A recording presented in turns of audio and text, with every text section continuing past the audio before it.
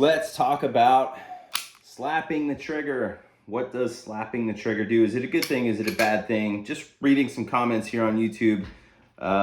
People talking about like, oh my gosh, he slapped the trigger. It can't possibly have hit anything, etc.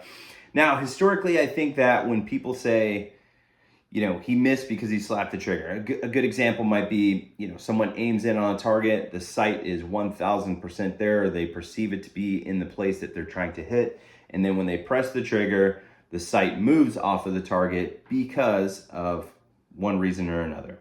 People will typically say, hey, that is because you missed because you slapped the trigger. Now, I agree with the reason, the reasoning there, but I don't necessarily agree with it having to do much with the way that they interface with the trigger or the way that they slap through the trigger.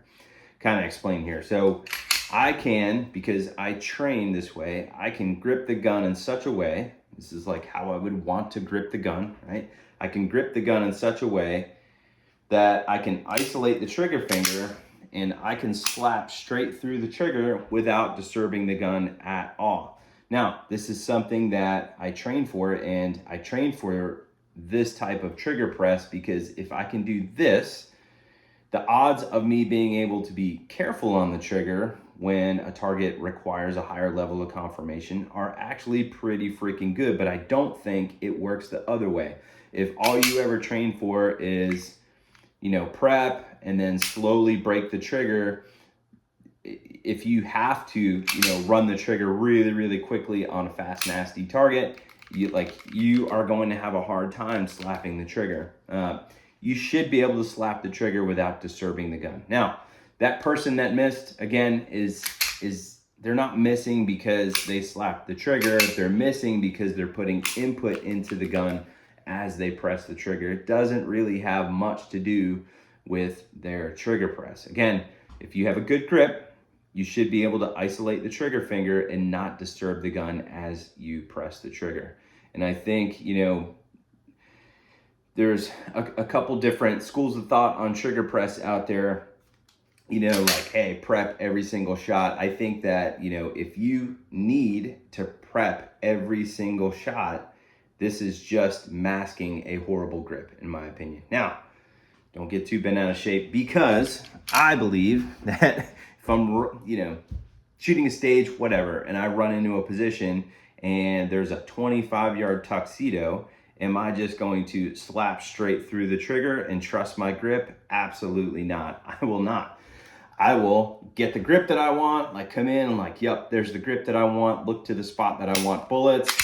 This is a light trigger. Prep, right? And press it appropriately according to the level of confirmation that I personally need on that given target. I will press the trigger the way that target requires me to do so.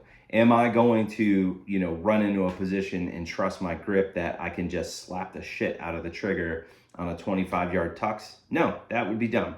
Should I be able to do that in practice? Yes, I should. And this is where I think, people kind of forget hey, some things are really, really good training strategies so you can do it appropriately, right? But if all we ever do is prep and press really, really slow and take our time on the trigger and be careful on the trigger, I think that the up close, fast, nasty shooting is probably going to get neglected because that is not fast at all. Slow prep and press is not fast.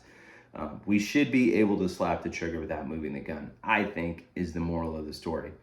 Should we run the trigger like that all the time? No, we should not. But if I can do that as a training strategy in my practice, I should be able to be careful on the trigger without moving the gun, because I put time into building the grip that I want to where I can slap the trigger without moving the gun.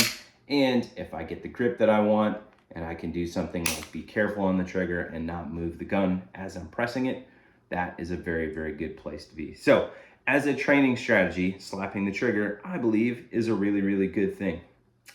And it will help you press the trigger carefully, but I don't think it's going to work the other way. So just some thoughts on slapping the trigger. if you guys have any questions, comments, concerns, drop them below.